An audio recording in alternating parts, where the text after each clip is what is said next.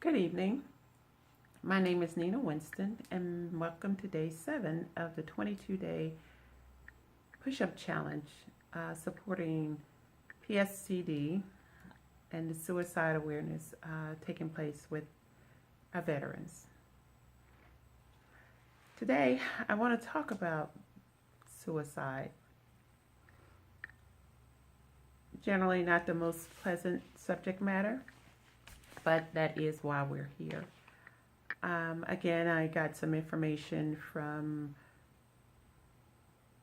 a site known as ptsd.com, and I was just reading a few of the blogs and whole section on suicide, and I thought I'd go ahead and share with you. So the next 3 days I'm going to break that down and go through it rather thoroughly because it's not something to breeze over. It is important, and it is why we're here. So I hope you will stay with me, and if not, that's okay too. Just support in the ways that you can. And it starts like this. Suicide is not complicated. It says the preceding ideation is complicated. The aftermath is complicated. The act of suicide itself is simple.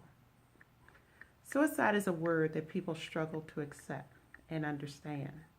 The stigma surrounding suicide makes the word feel dirty. The sensationalizing of suicide in the media can make it feel otherized and dissonant. So in the interest of untangling the complexity of the subject, it was decided that it was high time to shed light on the subject, which is so often shrouded in shame, guilt, and stigma.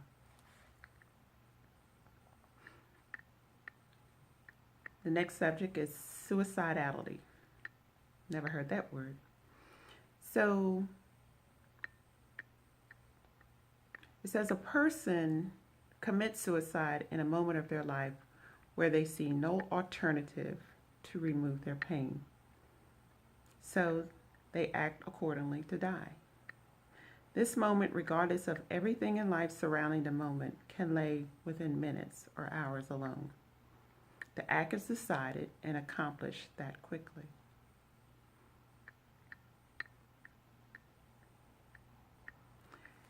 Now, for those who are family, loved ones, spouses, friends, it goes on to say, most importantly, do not blame yourself.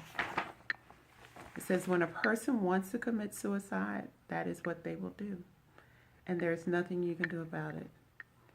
People in psychiatric wards under suicidal watch will manage to commit suicide. Accept the truth and reality of the situation. Suicide is not your fault.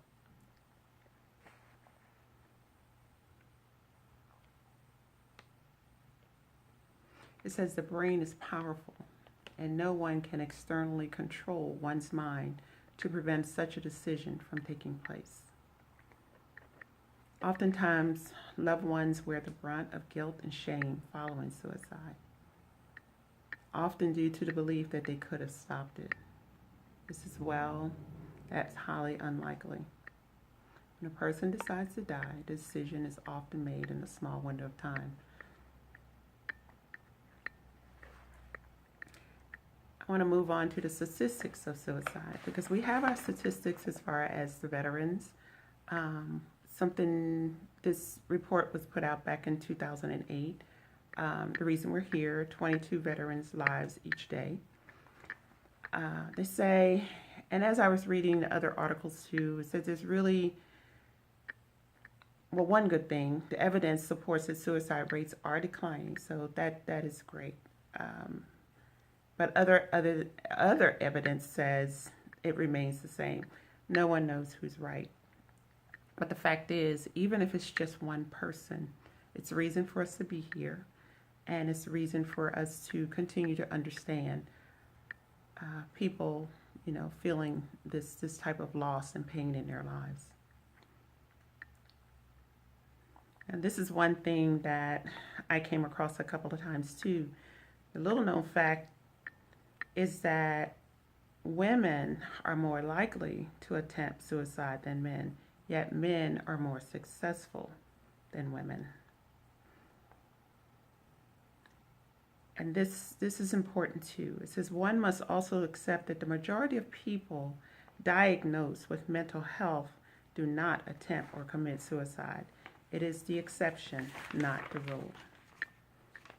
And so that's good to hear. That's good to hear. And I'm going to conclude with this here.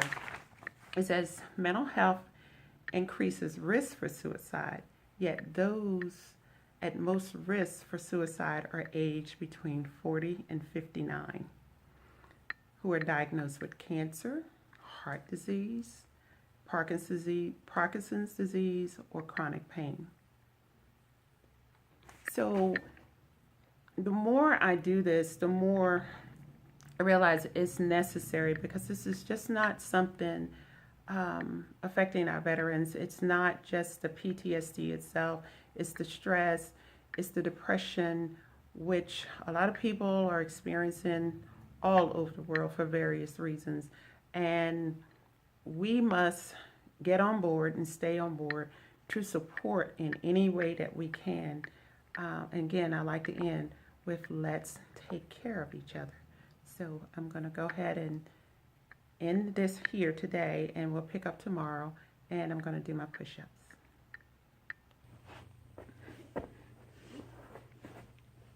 Okay, here goes.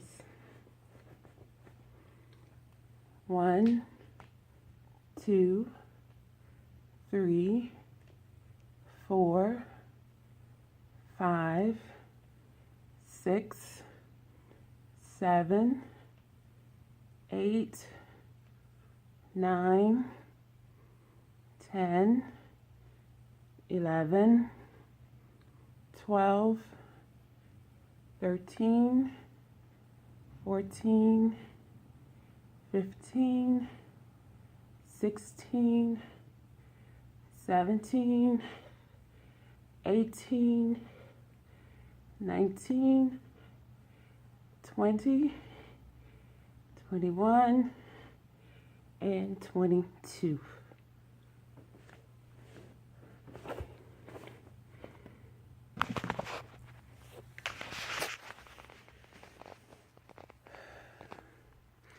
Here again, let's take care of each other, look out for each other, be patient, extend yourself, but yet let's everybody take care of ourselves as well. Thank you so much for listening. Have a great evening. See you tomorrow.